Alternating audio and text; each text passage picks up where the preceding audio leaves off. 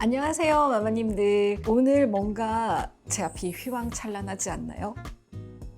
종종 댓글로 좋아하는 주얼리 소개해주세요. 뭐 이런 요청이 좀 많았어요. 그래가지고 여러 가지 좀 챙겨와 봤는데요. 제가 자주 하는 제품 위주로 한번 소개를 해드릴까 합니다.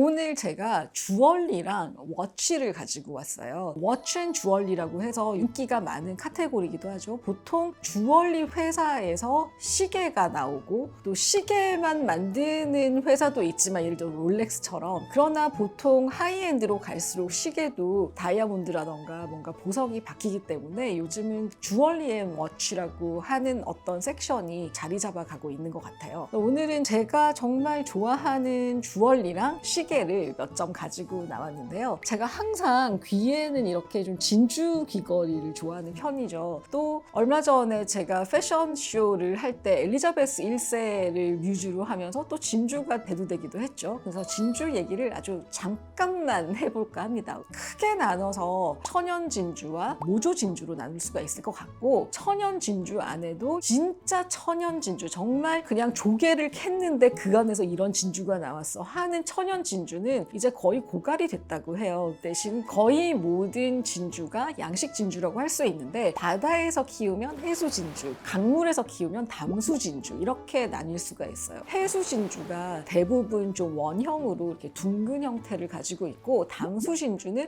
모양이 약간 빼돌빼돌하거나 결이 있거나 그래요. 그래서 해수 진주 중에도 남양 진주라고 해서 저기 남태평양 깊은 바다에서 나오는 진주들은 사이즈도 크고 굉장히 고가예요. 저도 사실은 남양 진주가 있기는 한데 정말 광택이 남다른데요. 요즘은 너무 바쁜 일상을 살고 있다 보니까 겨울에 목도리 많이 하고 하다가 한짝 잃어버려서 또 그 똑같은 광택과 사이즈를 찾느라고 오랫동안 기다려서 짝을 맞추기도 하고, 그러다 보니까 요즘은 점점 저도 약간 이미테이션 진주로 데일리 웨어는 하고 있어요. 그래서 보통 진짜 천연에서 나온 주얼리를 파인 주얼리라고 한다면, 인공적으로 만든 주얼리는 패션 주얼리라고 해서 패셔너블하게 매일매일 데일리로 착용하기 좋은 그런 아이템이어서 진짜 주얼리와 패션 주얼리를 좀 이렇게 섞어서 하는 편이에요. 요즘은 너무너무 잘 만들기 때문에 광택 면에서도 진짜 전문가가 아니면 특별히 힘들 정도로 굉장히 좋은 퀄리티들이 많이 나오는데, 요거는 진짜 남양 진주예요. 번쩍번쩍하지는 않지만 굉장히 우아한 빛깔이 특징이고요. 사이즈가 이게 한 12mm 정도 되는데 사이즈도 큰 편이에요. 아껴서 착용하는 반지인데 언밸런스하게 올라가는 디자인이 예뻐서 주로 이제 오른쪽에 이렇게 착용을 했었고, 요즘은 제가 너무 손이 바쁘고 요리도 또 많이 하고 그러다 보니까 오른손 반지를 좀 끼지 않는 추세입니다. 근데 지금 여기 있는 진주는 이미테이션 진주 중에 제가 가장 빛깔이 우아해서 이미테이션 티가 잘 안 나는 거를 골랐어요. 그래서 이건 제가 직접 만든 거예요. 중간에 이 골드 비즈를 하나씩 넣어가지고 제가 만들었는데, 목걸이를 잘 안 하는 이유는 진주는 습기에 굉장히 약해요. 그래서 땀이나 향수 같은 화학 물질에도 노출이 되면은 광택을 잃거나 하기 때문에 생각보다 관리를 잘 해줘야 돼요. 그래서 천연 진주 같은 경우에는 착용하고 난 다음에 마른 헝겊으로 이걸 다 닦아가지고 밀폐된 지퍼백 같은데 이렇게 넣어서 보관을 하는 게 가장 좋은데요. 매일매일 그렇게 닦기가 너무 힘들더라고요, 저 같은 경우에서. 지금 착용하고 있는 것도 이미테이션 진주고 이런 것도 이미테이션 진주예요. 그런데 지금 여기 보시면 얘는 담수 진주예요. 아까 말씀드린 것처럼 모양이 살짝 제각각이죠. 작은 사이즈로부터 해서 큰 사이즈로 이렇게 넘어가면서 약간 빼돌빼돌한 게 매력이고, 고리가 이렇게 편하게 걸려져 있어서 겨울에는 두꺼운 옷을 입을 때는 좀 즐겨 하는 담수 진주 목걸이에요. 보면 약간 내추럴한 진주이기 때문에 약간 무지갯빛이 영롱하게 왔다 갔다 해요. 이미테이션이냐 아니냐는 이런 영롱한 천연에서만 보일 수 있는 빛깔이 있는지 없는지를 잘 보시면 되고, 이거는 너무 번쩍거리지 않게 최대한 진짜처럼 보이는 이미테이션을 골랐다고는 해도 천연이랑 비교하면 색깔이 다른 거를 아실 수 있어요. 하지만 이제 사이즈는 굉장히 일정하게 구슬의 형태라고 보시면 될 거예요. 제가 되게 좋아하는 빈티지한 목걸이는 사실 이미테이션 진주예요. 하지만 크리스탈을 이렇게 넣어가지고 마치 다이아몬드는 아니지만 다이아몬드 같은 룩을 가지고 있고, 체인은 약간 샹들리에처럼 중간중간에 엮어가지고 꽤 화려한데요. 제가 옷을 좀 심플하게 입는 편이다 보니까 주얼리는 대담하게 하는 경우가 있어요. 그래서 그럴 때 좋아하는 목걸이고요. 이거는 목이 심플하거나 전체적으로 심플한 원피스 같은 거 입었을 때 포인트가 돼서 홍콩에서 거의 한 10몇 년 전에 할비 니콜스라는 백화점에서 구입했던 걸로 정확하게 기억을 하는데, 굉장히 오랫동안 제가 애용하고 있는 목걸이입니다. 연말에는 이 목걸이를 파우치에 넣어서 갖고 있다가 퇴근하면서 저녁 모임에 가야 될 때 요거 하나 딱 하고 가는 그런 아끼는 목걸이이고요. 그 다음에 제가 액세서리로 굉장히 좋아하는 거는 이 팔찌, 여름에 정말 애착 팔찌인데요. 이건 이제 로고에서 보이듯 에르메스인데, 이거는 작년에 저희 아들 졸업식 보러 프린스턴에 갔을 때 그때 딱 프린스턴 학교 앞에 에르메스 매장이 오픈을 한 거예요. 그래서 저는 큰 꿈에 부풀어서 내가 아들 졸업시킨 기념으로 백을 하나 살까 하고 들뜬마음에 갔는데, 역시나 거기도 백을 단골 아닌 방문자에게 내어 보여주진 않더라고요. 그래서 저는 새로 나온, 보통 이게 흰색에 그냥 요 로고만 있는데 여기에 골드로 월계수 같은 이파리가 이렇게 새겨져 있어가지고 요즘 자주 하기 때문에 가지고 왔고, 요 브로치는요,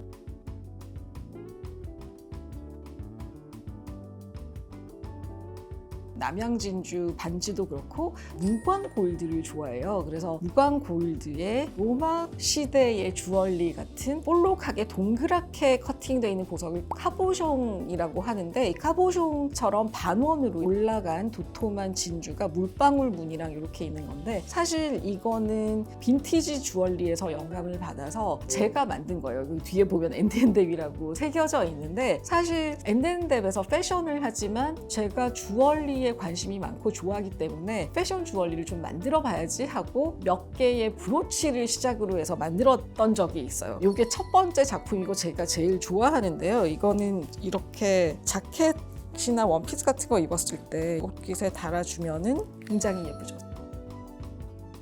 브로치 하나를 달아줌으로써 굉장히 자신감도 상승하는 효과가 있어요. 그래서 제가 브로치 중에 가장 좋아하는 브로치입니다. 착용할 때마다 질문 굉장히 많이 나오는 게 요 귀걸이인데요. 요거는 살짝 찌그러진 물방울 모양의 그레이빛이 많이 도는 진주인데요. 혹자는 이걸 못난이 진주라고도 하지만 이렇게 비정형적인 진주를 바로크 진주라고 하는데, 저는 약간 비정형적인 진주가 굉장히 아름답다고 생각을 해요. 그래서 요거는 두 개가 아주 똑같진 않지만 거의 비슷한 페어를 보석상에서 찾아서 18K 골드로 손가락으로 이렇게 잡고 있는 것처럼 해서 뒤에 고정을 하는 게 아니라 후프라 그러죠. 귀에 이렇게 거는 거예요. 화려해 보이지만 의외로 착용했을 때는 편안해서 정말 자주 하는 귀걸이 중에 하나인데요. 저희 엔드앤뎁 고객님 중에도 문의하시는 분들이 많아가지고 제가 연결해서 구매를 도와드리기도 했고 그랬습니다. 그래서 언젠가 기회가 되면 진주 주얼리를 엔드앤뎁의 이름으로 다시 한번 제대로 출시해볼 생각은 있어요. 언젠가 그때가 되면 또 알려드리겠습니다.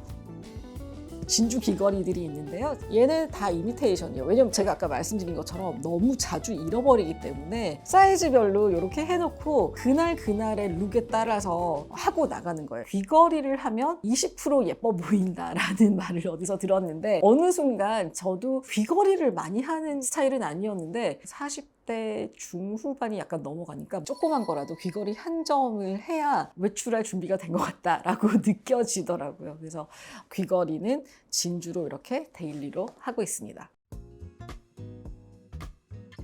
요거 뭐 같으세요? 하나씩 모티브가 이렇게 달려 있는데, 이거는 몽당 연필이에요. 셀리 손이라는 디자이너 선생님의 파인 주얼리인데요. 미국에서 오랜 동안 활동을 하셨고 한국인 디자이너 최초로 뉴욕의 벌도르프 굿맨에 본인의 쇼케이스 입점을 하신 디자이너 선생님인데 2년 전에 서울에 쇼룸을 내시고 서울로 이제 정착을 하셨어요. 이 몽당 연필이라는 모티브를 만드신 거는 유학 시절에 아버님과 주고받았던 손편지를 생각하고 거기에서 약간 센티멘털하게 짧은 몽당 연필이라는 모티브를 떠올려서 이렇게 제작을 하셨다고 해요. 그래서 짠! 제가 요 목걸이 초커라고 해서 짧은 거부터 연필이 좀 크고 길어서 늘어지는 것까지 굉장히 다양하게 만드셨는데 여기에 가지고 온 거는 몽당 연필 귀걸이에요. 작지만 여기에는 까맣게 연필 심도 있고요. 굉장히 작은 다이아몬드가 이렇게 박혀 있어요. 그래서 몽당 연필이 뭐 커지기도 하고 작아지기도 하고 다른 유색 보석을 쓰시기도 하고 굉장히 다양하게 나오는데 이런 재미있는 모티브를 가지고 있을 때는 착용하고 모임에 나갔을 때 대화의 주제가 이어지기도 하는 것 같아요. 지금 이렇게 보시면 은근하게 있는 듯 없는 듯 하면서 연필이 살짝 반짝반짝 거려서 굉장히 매력적이에요. 제가 세트로 파는 거를 많이 좋아하진 않아요. 왜냐면 항상 좀 바쁘게 일을 하는 사람이고 치렁치렁한 걸 좋아하지는 않는데 이 모티브만큼은 얇고 간단해서 세트로 착용을 하기도 한답니다. 그래서 굉장히 좋아하는 귀걸이 중에 하나예요.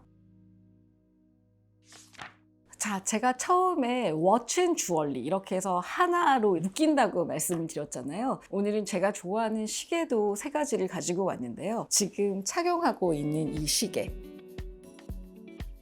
제가 요거 착용하고 있으면 요즘 흔히 볼 수 없는 시계다 보니 많이들 물어보시거든요. 보통 스트랩이 골드거나 스테인리스 스틸이거나 뭐 그런데 요거는 반짝반짝하는 패브릭 소재예요. 그러니까 줄이 좀 부드러워서 좋고요. 요거는 티파니에서 나온 아틀라스 워치예요. 티파니의 아틀라스는 왜 유명하냐면 찰스 루이스 티파니라는 창립자가 뉴욕에 티파니라는 보석상을 열었을 때 처음에 그 건물 앞에 그리스 신화에 나오는 거인인 아틀라스가 이렇게 시계를 떠받들고 있는 구조물이 있었다고 해요. 매장을 브로드웨이에서 피프스 애버뉴로 옮기면서도 그 조각상이랑 시계를 옮겨서 티파니의 상징 같은 거라서 아틀라스와 그 시계에서 영감을 받아서 이 로마 숫자가 둘러져 있는 심플한 동그란 형태의 아틀라스 시계는 굉장히 많이 보셨을 텐데 요거는 스퀘어라서 희귀하다고 할 수 있고요. 아주 작은 다이아몬드가 이렇게 네모나게 있어서 살짝 심플하지만 약간 은은하게 반짝이는 시계여서 저 굉장히 애정하는 시계인데요. 사실 이 시계는 제가 뉴욕에 동생 집에 놀러 갔다가 너무 마음에 들어서 차보고 너무너무 좋아하니까 동생이 즉석에서 언니 어차피 생일 선물도 줘야 하니까 생일 선물로 줄게 그래서 동생에게 선물로 받아온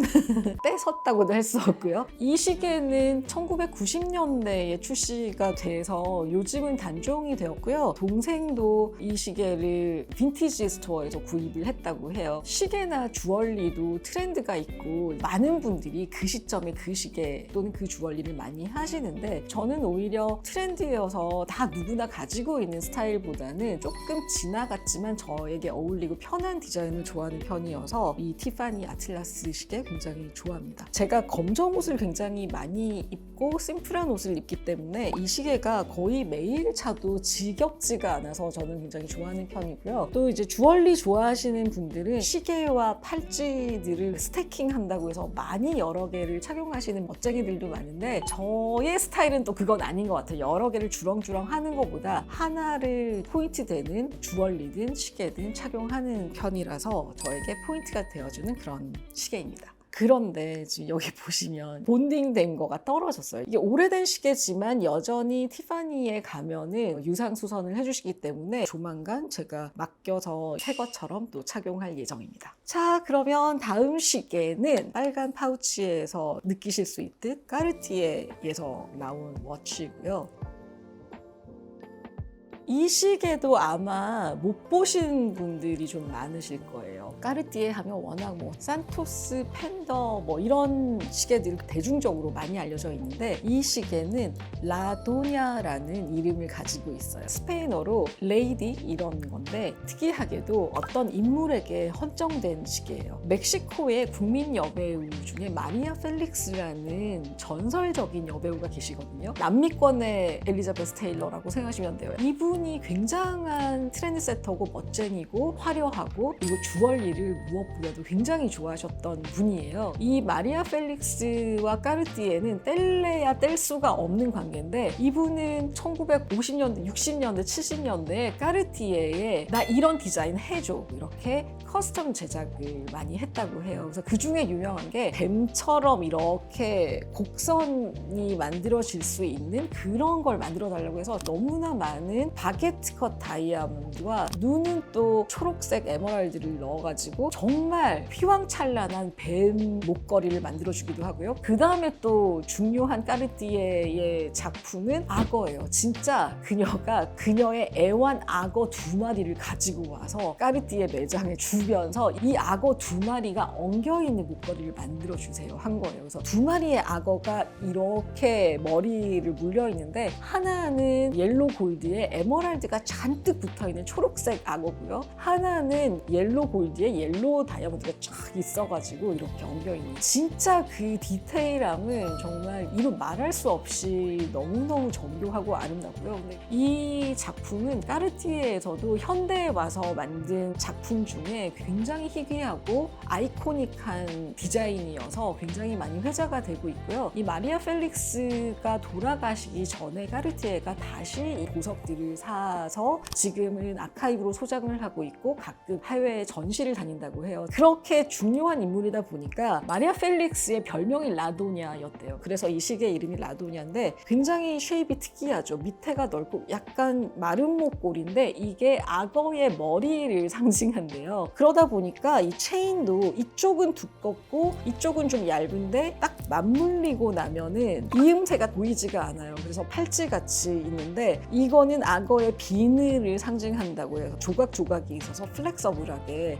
여름철에 자주 착용하는 시계인데요. 얘를 착용을 하면 저에게도 막 악어와 마리아 펠릭스의 기운이 들어오는 것 같고 제가 이번에 런웨이 할 때도 이 시계 착용하고 있었어요. 그래서 이것도 그 가장자리에 파벨 세팅이라고 해서 다이아몬드가 쫙 둘러진 것도 있고 악어 가죽의 스트랩이 있는 것도 있고 굉장히 다양한 스트랩 종류가 있는데 이제 저는 조금 더 캐주얼하게 착용하고 싶어서 스테인리스 스틸로 하고 이게 사이즈도 남녀 공용 중간 사이즈예요. 남자가 차면은 좀 작고 여자가 차면은 좀 큰 느낌으로 조금 캐주얼하고 힘있어 보이게 착용하는 그런 시계입니다. 사실 주얼리와 주얼리 하우스의 뮤즈 그런 아이코닉한 디자인들에 대한 이야기도 정말 무궁무진하게 재밌는 이야기들이 많아요. 그래서 제가 또 기회가 되면 그런 이야기들도 들려드리도록 할게요. 자, 드디어 제가 제일 아끼는 시계가 이제 나올 건데요. 보시다시피 얘만 쿠션에 채워서 보관을 하고 있습니다. 두둥. 지금 오늘 소개해드린 시계 중에 제일 고가기도 하고요. 얘는 이름이 까르띠에 베누아 알롱제예요. 불어인데요. 베누아는 타원형 욕조라는 뜻이에요. 불어로. 그리고 알롱제는 늘어뜨리다라는 뜻이에요. 그래서 원래는 조금 더 전형적인 타원형에 가까운 시계로 출시가 됐었는데 조금 더 특별한 버전으로 60년대에 만들어진 게 베누아 알롱제라고 해서 타원형을 길게 늘어뜨린 거예요. 그래서 얘는 정말 특이한 쉐입인 게 착용을 하면은 손목 한 면을 다 커버를 해요. 굉장히 우아하고 여성스러운 면이 있죠. 그래서 저는 20대부터 이 시계가 약간 로망이었어요. 왜냐면 제가 대학교 4학년 올라가기 전에 메리 맥패든이라는 이브닝 웨어 디자인 회사에서 인턴십을 했는데 그때 메리 맥패든 여사께서 이 시계를 차고 계셨는데 너무너무 아름답다고 생각을 했고 언젠가 내가 저 시계는 꼭